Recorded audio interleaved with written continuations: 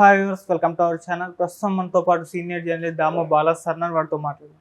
నమస్కారం సార్. నమస్తే. Sir, hyper ఆది ఇప్పుడు జనసేన పార్టీ తరపు నుంచి క్యాంపెయిన్ చేస్తున్నాడు. అయితే రీసెంట్గా తను ఇచ్చిన ఒక స్టేట్మెంట్ కాస్త విమర్శలకు దారితీసింది. అదేంటంటే, పిఠాపురంలో పవన్ కళ్యాణ్ గారు ఒకవేళ గెలిపిస్తే పిఠాపురం మొత్తం కూడా చాలా మంది పవన్ కళ్యాణ్ గారిని చూడడానికి వస్తారు, అదొక టూరిస్ట్ ప్లేస్గా మారిపోతుందని చెప్పేసి ఆయన స్టేట్మెంట్ ఇవ్వడం జరిగింది. సో దీన్ని ఏ విధంగా చూడొచ్చు అంటారు సార్?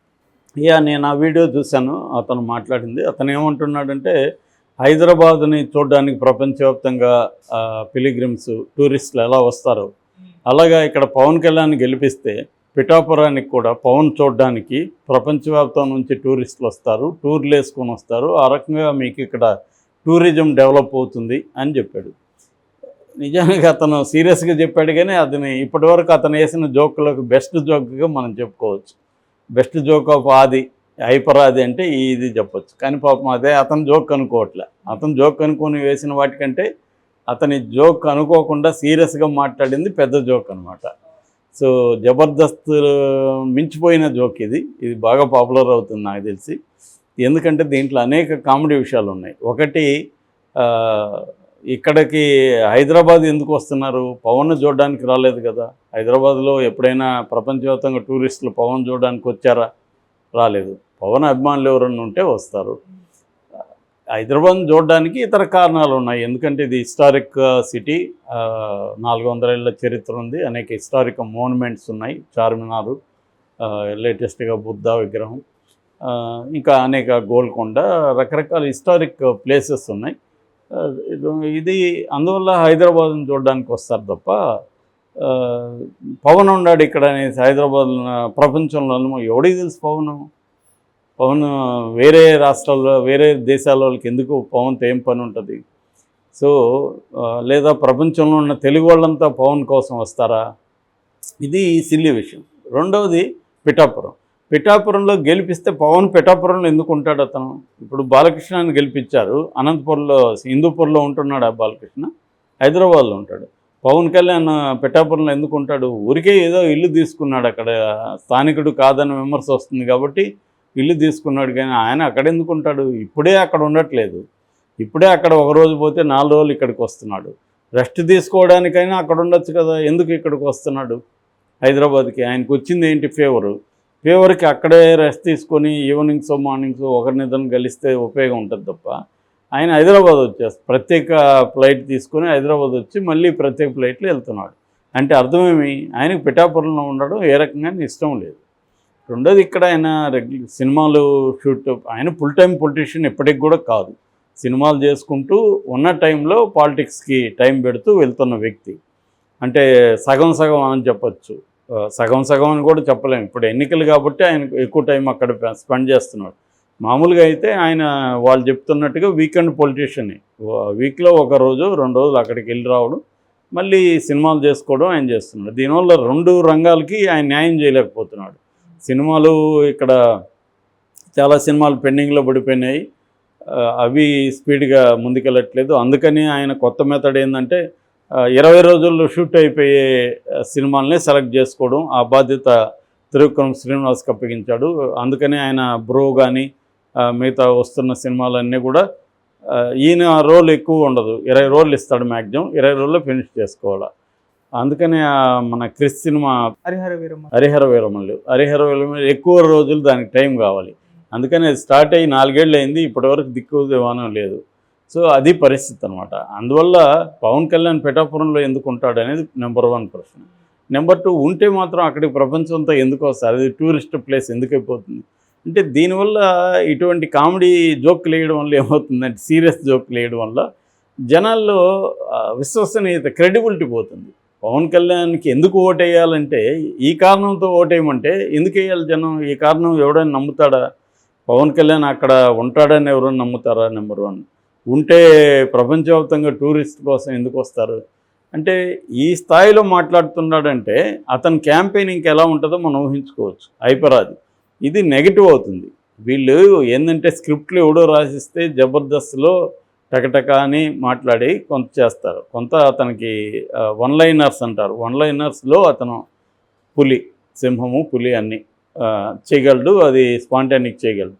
అంతేగాని అతనికి ఒక సీన్ని క్రియేటివ్గా క్రియేట్ చేసి ఆ సీన్లో కామెడీని ఎలా తీసుకురావాలనేది అతను ఎప్పుడు కూడా చేయలేదు ఇప్పటివరకు. అందుకని సినిమాల్లో కూడా పెద్ద అతను క్లిక్ కాల, మిగతా కమెడియన్స్, మిగతా జబర్దస్త్ కమెడియన్స్ అయినట్టు కాల.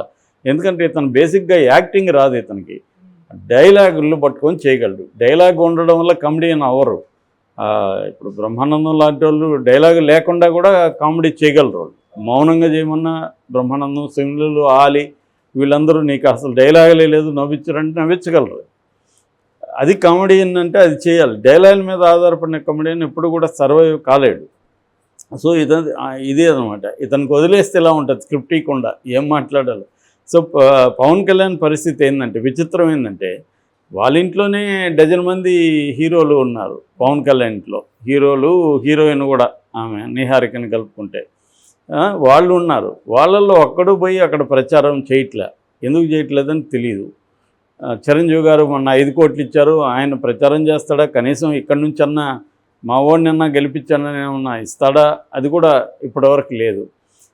రెండవది, పవన్ కళ్యాణ్ అభిమానులు సినిమా రంగంలో చాలామంది ఉన్నారు. శివాజీ లాంటి వాళ్ళు ఓపెన్గానే చెప్పుకుంటారుగా పవన్ కళ్యాణ్ అభిమాని. మరి శివాజీని తీసుకెళ్ళి చేయించుగా ఆయన చక్కగా మాట్లాడతారు, స్పష్టంగా విషయాన్ని మాట్లాడతారు. జగన్ కూడా బ్రహ్మాండంగా విమర్శిస్తాడు. ఆయన తీసుకెళ్ళొచ్చు కదా, మరి ఎందుకు తీసుకెళ్తాడు? ఎవరు దొరకనట్టుగా వీళ్ళు సైడ్ క్యారెక్టర్లు వీళ్ళని తీసుకెళ్తే ఇలాగే కదా మాట్లాడు. వాళ్ళకేం మెచ్యూరిటీ ఉండదు. జబర్దస్త్లో ఎవరో స్క్రిప్ట్ రైటర్స్ రాసిస్తే దాన్ని పెర్ఫామ్ చేయడం వేరు, ఒక పొలిటికల్ క్యాంపెయినింగ్ చేయడం వేరు. పొలిటికల్ క్యాంపెయినింగ్లో పవన్కి ఎందుకు ఓటేయాలనే విషయాన్ని చెప్పడంలో, పవన్ గెలిపిస్తే టూరిజం డెవలప్ అవుతుంది, పవన్ చూడడానికి ప్రపంచవ్యాప్తంగా నుంచి, అది కూడా ఆంధ్ర నుంచి వస్తారని కూడా లేదు, ప్రపంచవ్యాప్తంగా వస్తారండి. పిఠాపురం అంటే పిఠాపురంలోనే ఉంటాడా 24 అవర్స్ పవన్? హైదరాబాద్కి రానే రాడా? సో వచ్చేవాడు హైదరాబాద్కి వస్తాడు, కానీ ఆ పిఠాపురంలోకి ఎందుకు వెళ్తాడు? నానా బాధలు పడి బస్సులో గిస్సులో పట్టుకొని ట్రైన్లో ఇక్కడ ఫ్లైట్ దిగి ఇక్కడ వచ్చి ఎయిర్పోర్ట్ నుంచి షూటింగ్ స్పాట్కో ఇంటి దగ్గరకో వెళ్ళి ఆయన చూడాలనుకుంటారు, కానీ పిఠాపురంలో ఎందుకు చూడాలనుకుంటారు విచిత్రంగా. సో ఏ రకంగా చూసుకున్నా ఆ జోక్లో కూడా కొన్ని జోకులకు పేలాలంటే దానికి ఏదైనా లాజిక్ ఉండాలి. సో అది కూడా లేదు దాంట్లో. అది ఆయన పాపం ఆయన జోక్ అనుకోలేదు, సీరియస్గా చెప్పాడు. సో జోకుగా కూడా పనికిరాదని చెప్తున్నాను నేను, కామెడీకి కూడా పనికిరాదు.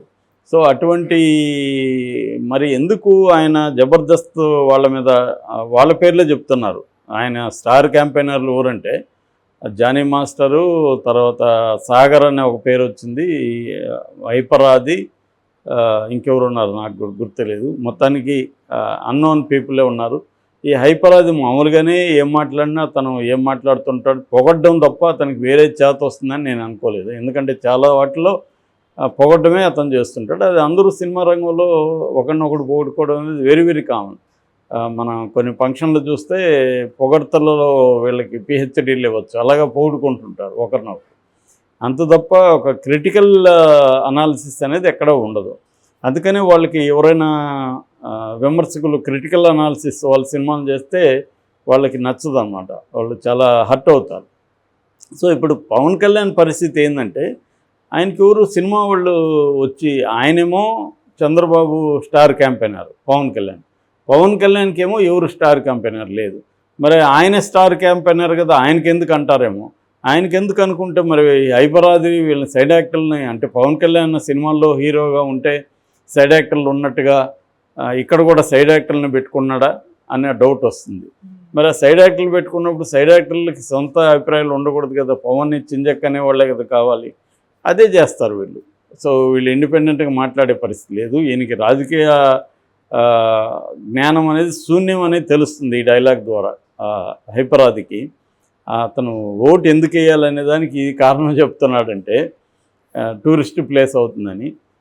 ఎవరు నమ్మరు కదా. మామూలుగా ఏంటంటే ఇప్పుడు అక్కడ ఆయన మీద అక్కడ ఉన్న వంగ గీత, నేను 25 ఏళ్ళు 30 ఏళ్ళుగా ఇక్కడ పనిచేస్తున్నా, రాజకీయాల్లో ఉన్నా, మా హస్బెండ్ స్టూడెంట్ మూమెంట్ నుంచి రాజకీయాల్లో ఉన్నాడు, మేము కూడా ఎప్పటి నుంచో పనిచేస్తున్నాం అని, నేను ఇక్కడ స్థానికురాల్ని అని చెప్తుంది. కాబట్టి నేను కూడా స్థానికుడే అని పవన్ కళ్యాణ్ చెప్పాలి. అందుకని ఆయన ఇల్లు తీసుకున్నాడు. దాన్ని తను ముందుకు తీసుకెళ్ళి ఆయన ఇక్కడే ఉంటాడు, టూరిజం కూడా వచ్చేస్తుంది అని చెప్తే నమ్మేవాడు కూడా నమ్మడు అసలు. మామూలుగా అయితే పవన్ కళ్యాణ్ మీకు అందుబాటులో ఉంటాడు. ఆయన పిఠాపురం ఆయనకి చాలా ఇష్టం, ఇల్లు కూడా తీసుకున్నాడు. ఎందుకంటే ఆయన రెగ్యులర్గా వచ్చిపోతుంటాడు ఇక్కడ. మీకు ఏ సమస్య ఉన్నా ఆయన వీక్లీ వన్స్ అట్లా ఏదన్నా ప్లాన్ చేసుకొని ఒక రోజంతా మీతో ఉంటాడు. అలాగా మాట్లాడితే ఎవడైనా నమ్ముతాడు. అది లేకుండా పవన్ కళ్యాణ్ పిఠాపురంలోనే ఉంటాడు. పిఠాపురం చూడడానికి ప్రపంచవ్యాప్తంగా ఇక్కడికి వస్తారు. మీ టూరిజం డెవలప్ అయిపోతుంది అంటే ఎవడైనా నమ్ముతాడా? నమ్మేవాడు కూడా నమ్మడు. సో ఇది తన పవన్ కళ్యాణ్ నెగిటివ్ తప్ప పాజిటివ్ కాదు.